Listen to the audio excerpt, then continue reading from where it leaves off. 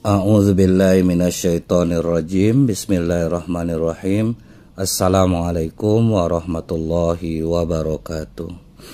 Innal hamdalillah nahmaduhu wa nasta'inu wa nastaghfiru wa na'udzubillahi min syururi anfusina wa min sayyiati a'malina.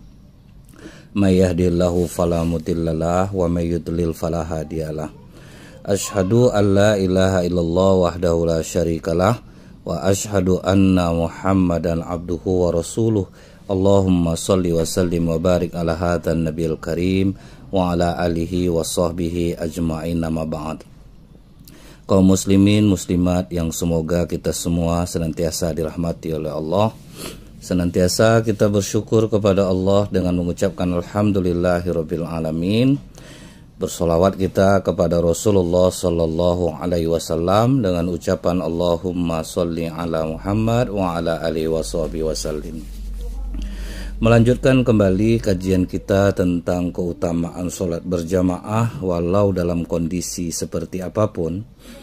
Jadi di sini ada riwayat Imam Abdul Razak menceritakan bahwa Mujahid pernah berkata, ia mendengar seorang sahabat Nabi Sallallahu Alaihi Wasallam berkata, aku akan menceritakan tentang orang yang mengikuti perang Badar yang berkata kepada anaknya. Jadi Mujahid ini menceritakan ada seorang pasukan dari Badar, dia bertanya kepada anaknya yang waktu itu ikut juga pada perang Badar ini, wahai anakku, apakah kau melaksanakan sholat bersama kami?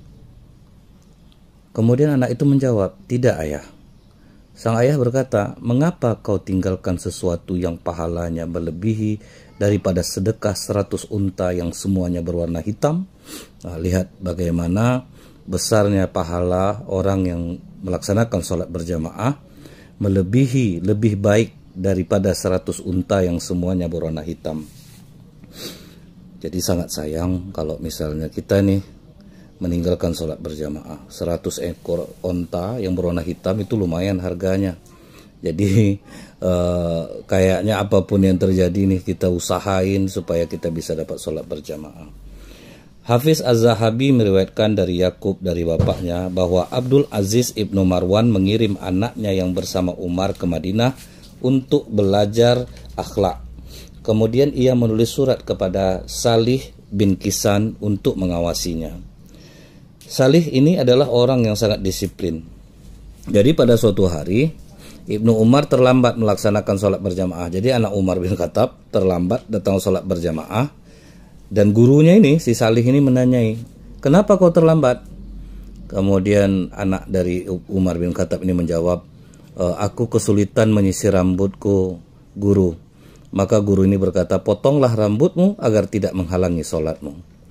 Maka kemudian Salih bin Kisra menulis surat untuk ayah anak itu menceritakan kejadiannya, sehingga ayahnya Abdul Aziz, Umar bin Abdul Aziz, mengirimkan seorang utusan untuk mencukur rambut anak kandungnya ini. Jadi lihat, bukan marah dia kepada gurunya.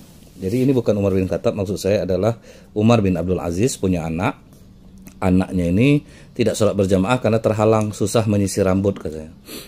Justru dilaporin kepada Umar bin Abdul Aziz. Umar bin Abdul Aziz langsung mengirim orang untuk memotong rambut anaknya. Dan dia tidak mengintimidasi gurunya. Kalau sempat sekarang ini terjadi, udah ngamuk nih orang tua murid kepada gurunya. Kenapa dipotong rambut anak saya? Wah, heboh lah jadinya. Nah, jadi ini kita contoh nih, justru ayahnya seorang khalifah tidak marah ketika anaknya disuruh mencukur rambut.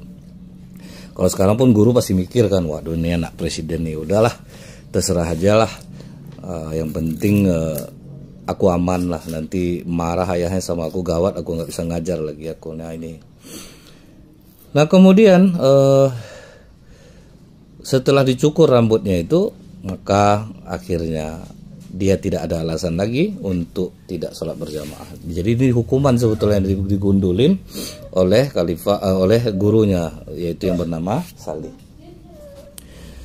Imam Ahmad meriwayatkan dari Muhammad bin Wasi bahwa Abu Darda berkata kepada anaknya, wahai anakku, jadikan masjid rumahmu, karena aku mendengar Rasulullah SAW bersabda, sesungguhnya masjid adalah rumah orang yang bertakwa, maka barang siapa yang menjadikan masjid sebagai rumahnya, Allah akan menaunginya dengan kasih sayang, rahmat, dan mempermudah jalannya menuju surga. Nah, ini nasihat-nasihat yang luar biasa oleh para sahabat kepada anak-anaknya, sehingga anak-anak mereka bersemangat untuk hadir sholat berjamaah. Kadang kita memang ya juga nih, kalau untuk main-main kan anak-anak pada semangat tuh, karena kita mungkin kurang menanamkan kepada mereka untuk melaksanakan sholat berjamaah. Jadi ini pelajaran juga nih bagi bapak yang punya anaknya, jangan sampai dibiarkan anak tidak ikut sholat berjamaah, terutama laki-laki. Yang berikutnya adalah Imam Abdul Razak menceritakan bahwa Mujahid berkata, ia mendengar seorang sahabat Nabi berkata bahwa pemimpin muslim generasi awal itu sangat memperhatikan sholat berjamaah. Kita ambil contoh Amirul Mukminin Umar bin Khattab mengancam orang yang meninggalkan sholat dengan alasan sakit. Riwayatnya begini, Sabit Ibnu Al-Hajjaj berkata, Umar kan pernah keluar rumah untuk menunaikan sholat berjamaah, dan orang-orang menunggu. Ia pun segera memerintahkan muazin menyuruhkan iqamah. Lalu berkata, demi Allah, kita tidak menunggu seorang pun lagi. Jadi dimulailah sholat berjamaah. Pas selesai sholat, Umar menghadap kepada jamaah berkata, celakalah orang-orang yang meninggalkan sholat berjamaah, karena orang lain menjadi ikut-ikutan meninggalkan sholat berjamaah. Itu bahayanya, akhirnya orang meniru jadinya. Demi Allah, aku ingin mendatangi dan menghukum mereka. Kemudian Umar menegaskan, dirikanlah sholat secara berjamaah. Setelah sholat berjamaah didirikan, maka Umar pun berpatroli mencari orang-orang yang tidak sholat berjamaah.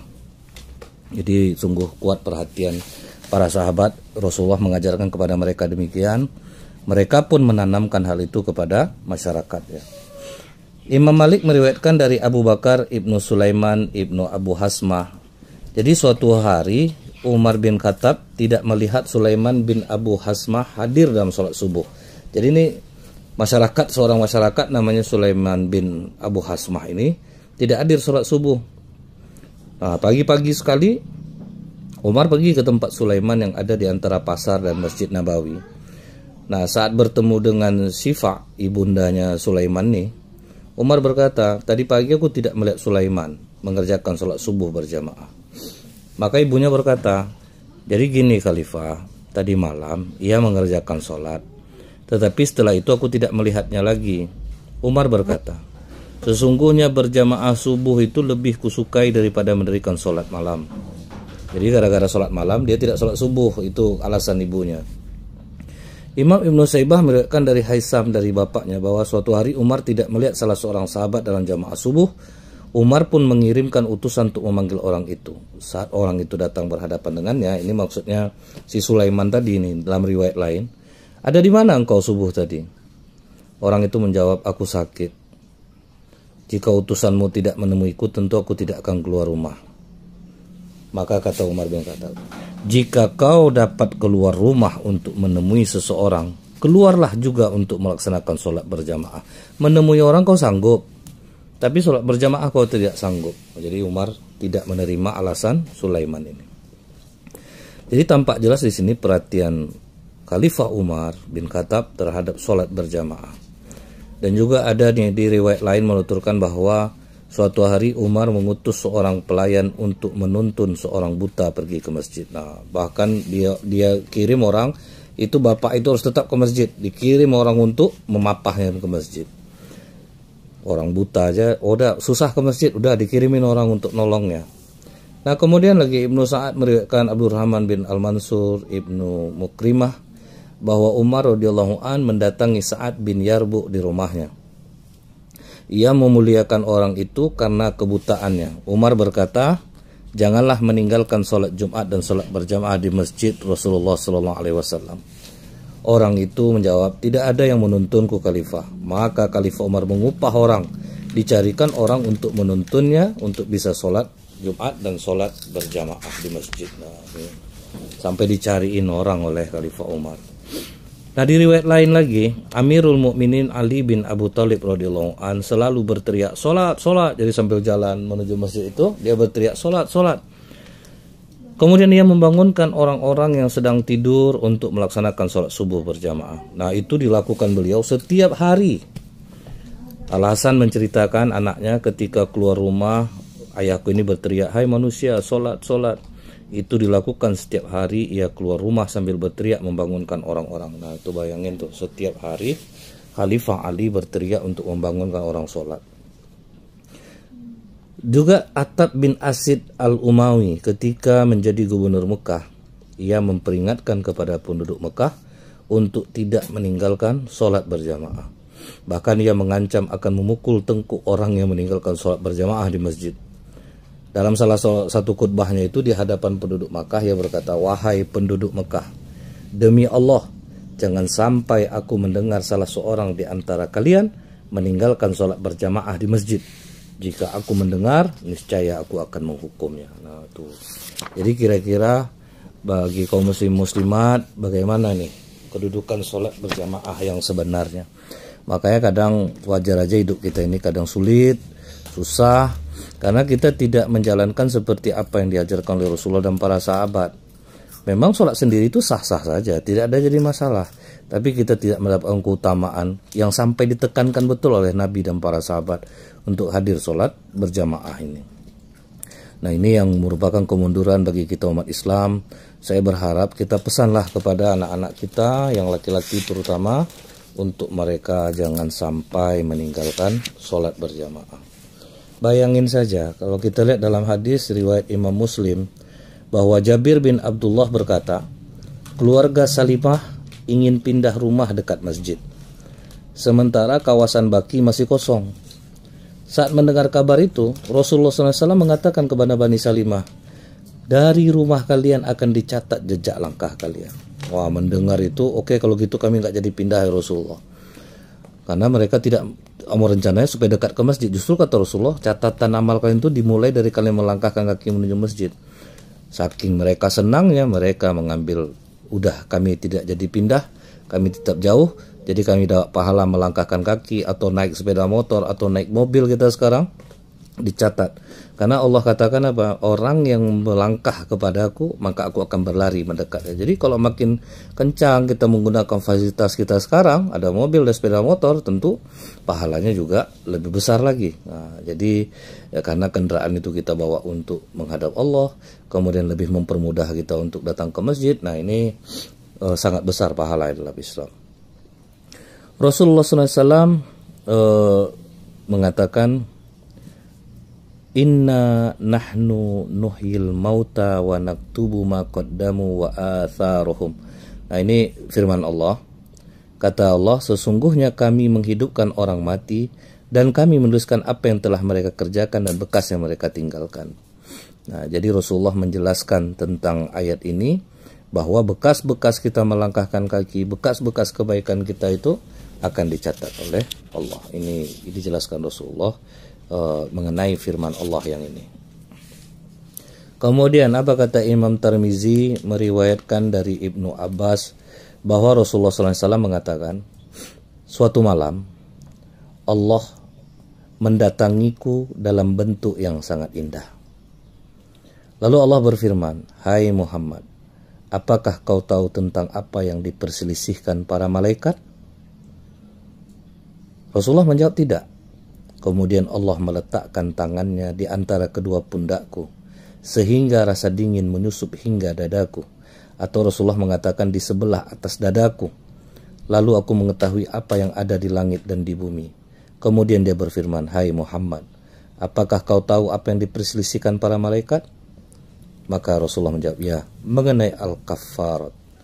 Makna al-kaffarat adalah diam di masjid setelah sholat, berjalan kaki untuk sholat berjamaah, serta menyempurnakan wudhu setelah menyantap makanan yang berbau tidak sedap. Jadi inilah hal-hal yang luar biasa amalannya dalam Islam, yaitu diam di masjid setelah sholat, nggak buru-buru perginya. Berjalan kaki untuk sholat berjamaah itu sangat besar pahalanya. Kemudian menyempurnakan wudhu setelah menyantap makanan yang berbau. Jadi habis makan, dia gosok gigi, dia wudhu lagi, itu luar biasa. Nah, ini hadis ini diriwayatkan oleh Tirmizi. Jadi ini tidak kita tahu apakah ini pada malam Isra Mi'raj terjadinya atau di kali yang lain. Ini diceritakan oleh Rasulullah SAW. Ini riwayat dari Ibnu Abbas. Jadi makanya nih kalau kita lihat di sini, inilah amal-amalan utama. Diam di masjid setelah sholat, jangan langsung pergi. Kemudian berjalan kaki menuju sholat berjamaah, ini ternyata utama. Kendati pun kita memakai kendaraan juga lebih utama juga, karena memang kata Allah kalau yang berjalan aja aku berlari, apalagi kita kalau membawa kendaraan. Cuman ini menceritakan bahwa sangat besar amalan-amalan yang ini apabila tidak kita tinggalkan. Kemudian apa kata Rasulullah SAW?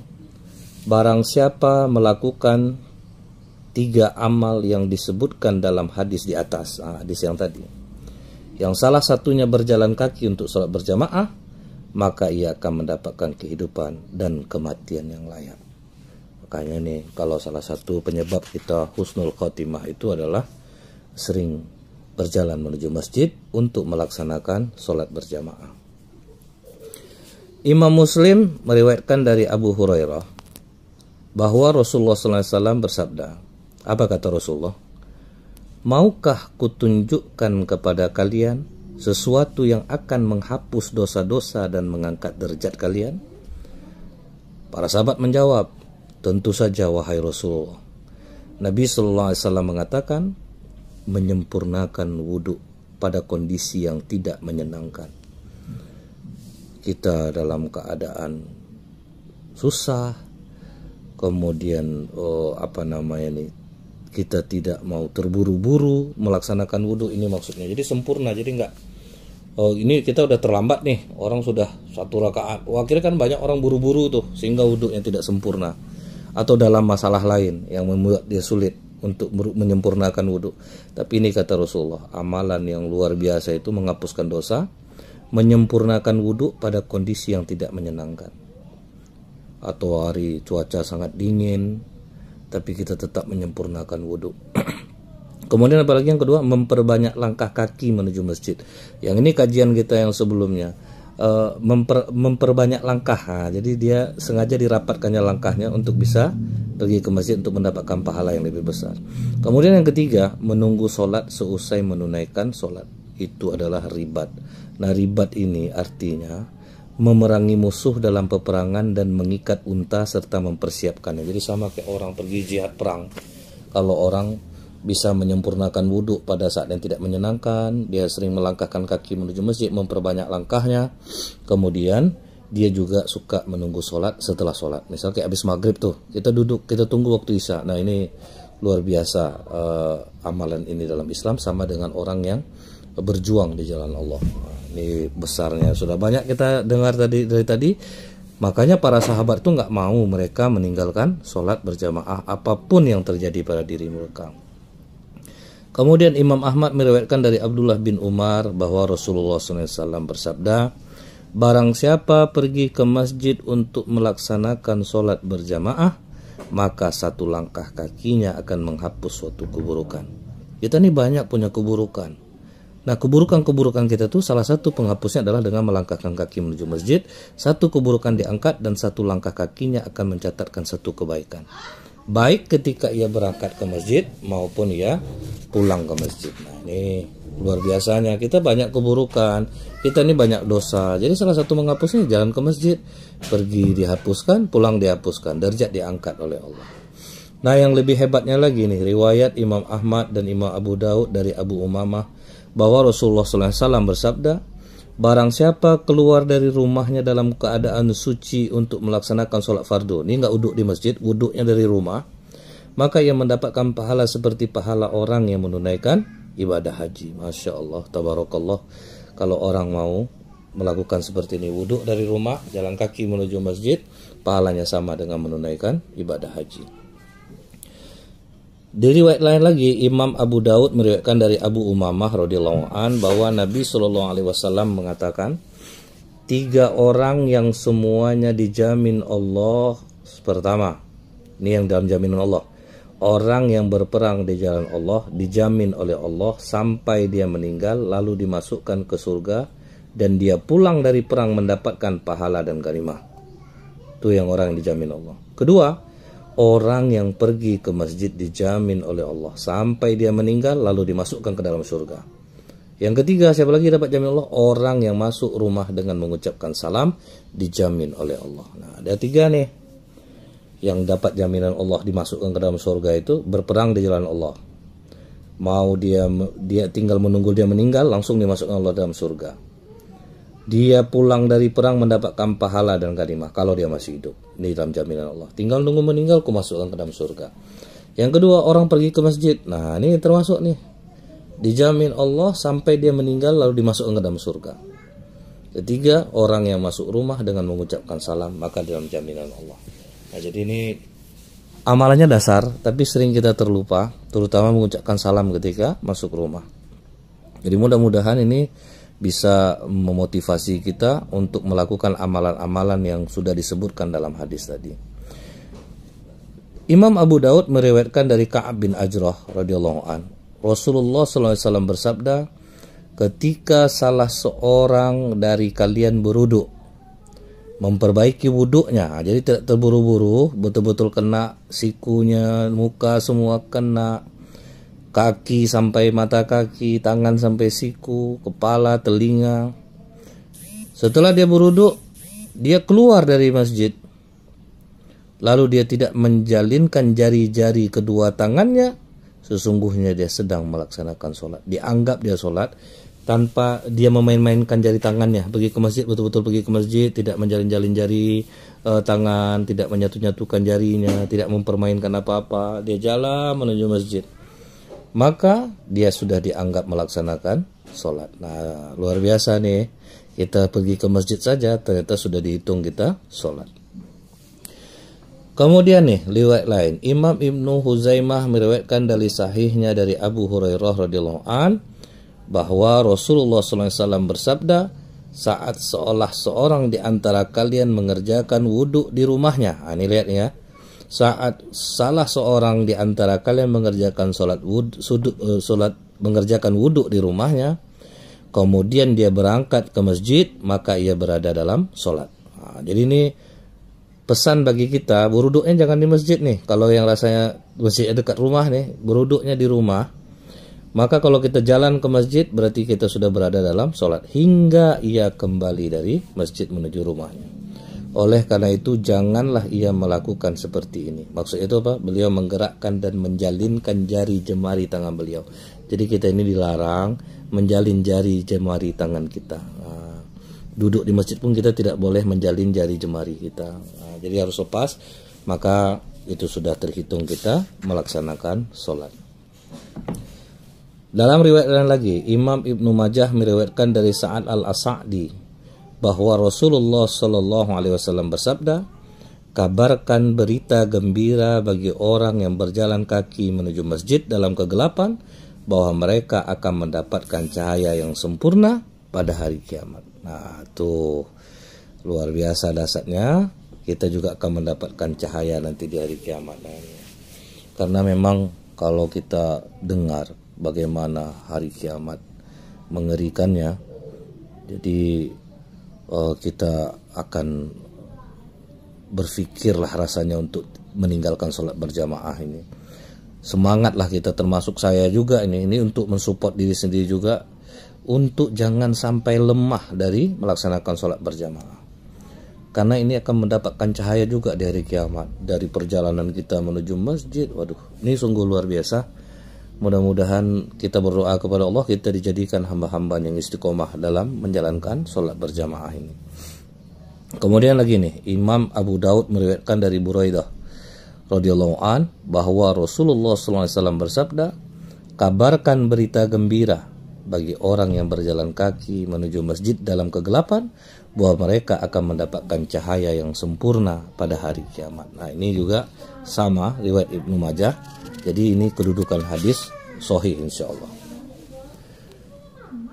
Ada lagi nih riwayat dari Abu Hurairah. Rasulullah SAW mengatakan, barang siapa pergi pada pagi atau sore hari ke masjid, maka Allah menyediakan untuknya hidangan di surga setiap kali ia pergi, setiap kali dia pulang. Jadi besok dihitung oleh Allah di hari kiamat, dia pergi berapa kali ke masjid, pulang tetap ada hidangan-hidangan yang diberi Allah setiap kali dia pergi ke masjid.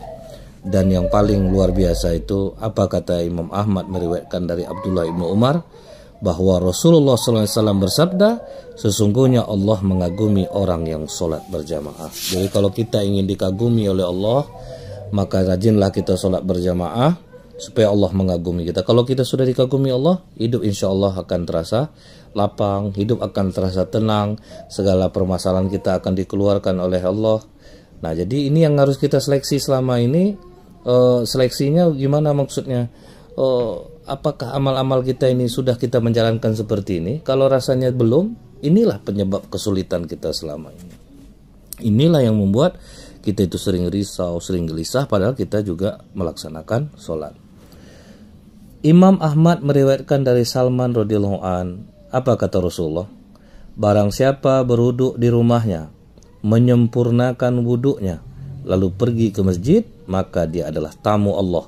Dan kalau jadi tamu Allah, maka tuan rumah pasti akan menghormati tamunya. Nah, inilah kita kalau ke masjid juga menjadi tamu Allah. Namanya kita bertamu kepada Allah, Allah akan memuliakan tamunya. Sebagaimana yang Allah ajarkan melalui lisan Rasulullah, salah satu sunnah adalah memuliakan tamu. Apalagi kalau kita jadi tamu Allah. Nah, mudah-mudahan nih kita bersemangatlah untuk sholat berjamaah dan tidak meninggalkannya. Kemudian kita diberikan Allah keistiqomahan, kemudian kita diberikan kesehatan dan tidak mencari dalih alasan untuk untuk meninggalkan sholat berjamaah. Mudah-mudahan ini bermanfaat. Lebih kurang saya mohon maaf. Insya Allah akan kita lanjutkan kembali. Subhanakallahumma bihamdika asyhadu alla ilaha illa anta astaghfiruka wa atubu ilaik. Assalamualaikum warahmatullahi wabarakatuh.